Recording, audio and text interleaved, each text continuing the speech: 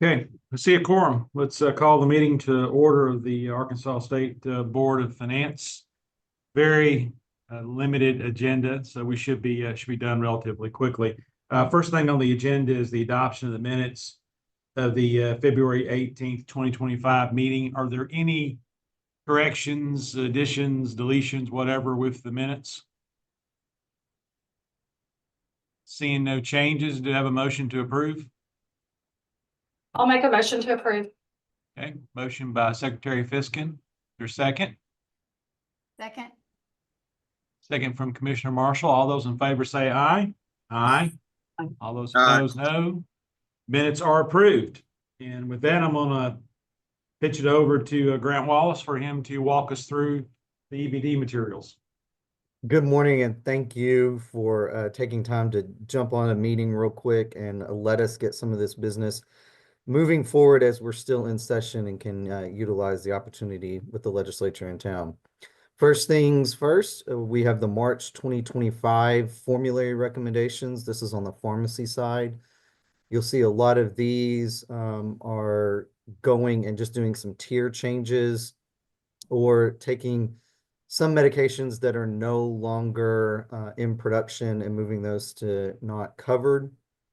In the middle, you'll see that there was a pretty holistic review of the HIV medications and moving those on to different tiering structures within the formulary.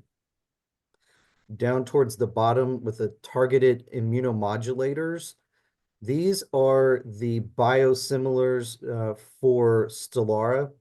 So we're just preparing for them to come onto the market. And as we roll Stelara off from the name brand and shifting over to the generic and biosimilar markets. And then the last two, again, fall under those that are no longer production. We have alternatives already covered. We're just moving those to not covered. Are there any questions with the pharmacy formulary? Okay, I'll roll into the medical formulary. Again, the top of the list, those targeted immunomodulators, those are just rolling on for Stelara. That is a drug that is started out with an IV and then moves away over to the pharmacy. So you have to cover it both on medical and pharmacy. So that's what's going on there. You'll see some new to market drugs that are coming on with a prior authorization.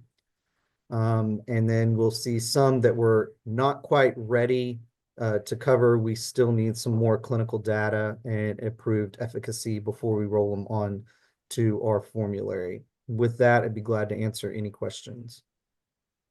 Grant, can you walk us through on the Radicava? Hope I'm pronouncing that correctly, ALS drug at the very bottom. It's noting that while it does extend survival of the patient, it doesn't improve quality of life. How are we assessing quality of life?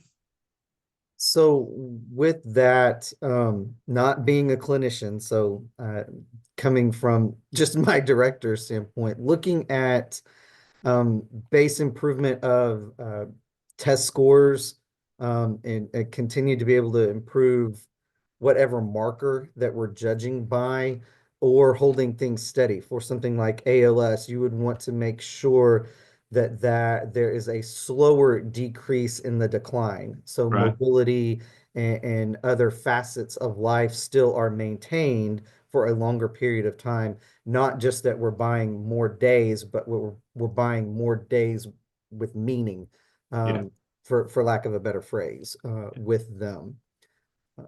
So that's kind of what's going on there. I think So clinically for quality of life, what we're seeing is just that for that drug, it's not slowing down, muscle loss, neuromotor functions. That's still declining. correct. Okay. All right. Any other questions on the medical drug recommendations? All right, seeing none, I'll take a motion to approve both formulary and the medical drug recommendations. Is there a motion? I'll make a motion. McLean seconds. All right, a motion by Secretary Fiskins, second by Commissioner McLean. All those in favor say McLean. aye. Yep. Aye. Aye. Aye. Formulary and the medical drug recommendations are approved. And the next thing is the contract. So you have one contract before you, and this is for a new program that we're rolling out.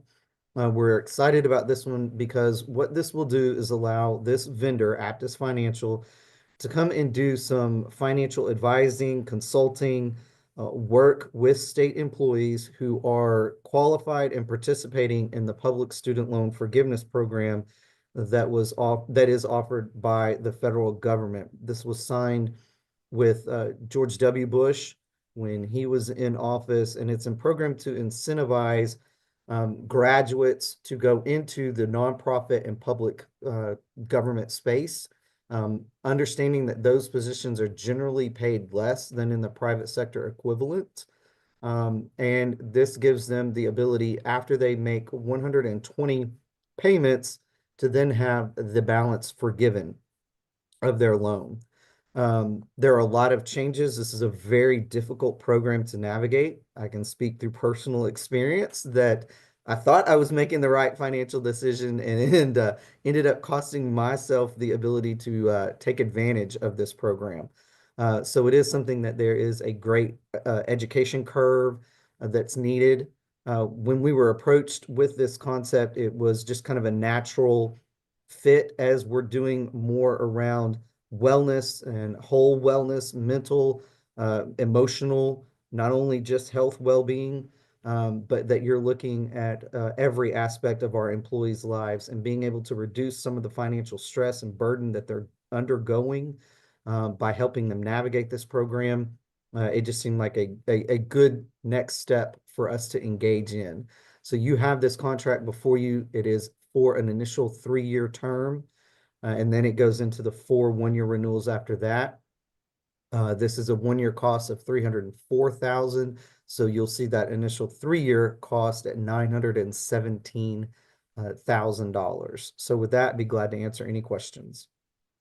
And just for the fellow board members, just clarify what Grant said earlier about this being a statutorily authorized loan forgiveness program.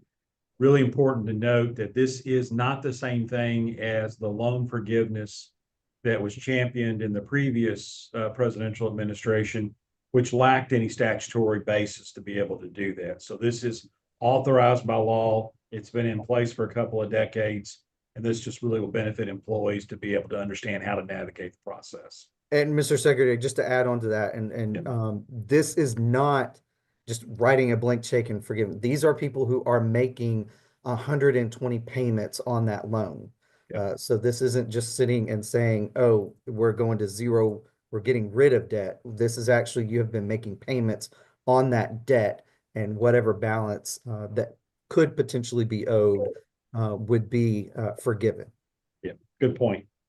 Great. Any questions? I just have a question, or if Grant, if you wouldn't mind sharing a little bit more information on how, if this is approved, how the student loan forgiveness provider, how will the information be shared with new employees and then also current employees? So thank you for that question. They are really going to come alongside us. We will be producing collateral materials that will go out to all the agencies and be shared. We will have information on our website and our social medias to share, but this will be included in those new hire packets and in that information. They are also going to be doing visits to every agency. They've signified something like 24 days that they're going to spend in agencies doing town hall visits and meetings to help kind of answer any direct questions. Then the real crux of this program, and probably why this vendor was selected, is that they're setting up a team to do one-on-one counseling. So you will have in-person counseling, and then that would be followed up by virtual counseling that would be done and walk you and navigate you through that whole process. Okay, great. Thank you. That's super helpful. And Grant, Mr. Secretary, if I can ask another follow-up to Secretary Fiskins' question. So probably no limit then on how many times an employee can access this resource, and they just reach out to you all through EBD and say, I need some help, and you all connect them with the firm, and it's free of charge to our employees, and okay, Yep, absolutely, absolutely. thank you. And then we're going to work with OPM to do all the employee verification and all of that process. So, you know, just get to go downstairs a little bit and bug Kay for a little while, and we'll get it all taken care of. Good plan. Any other questions? Seeing none, I'll take a motion to approve. I'll make a motion to approve. Motion by Secretary Fiskin, Second. second by Mr. Bray. Thank you, sir. All those in favor say aye. Aye. Aye. All those opposed, no. Motion passes, contracts approved. And I think that wraps up the regular agenda. Any other business we need to consider? Well, we once again set the world land speed record for a meeting. So thank y'all for your attentiveness and moving quickly. Thank Have a great you. week. Thank you. All right.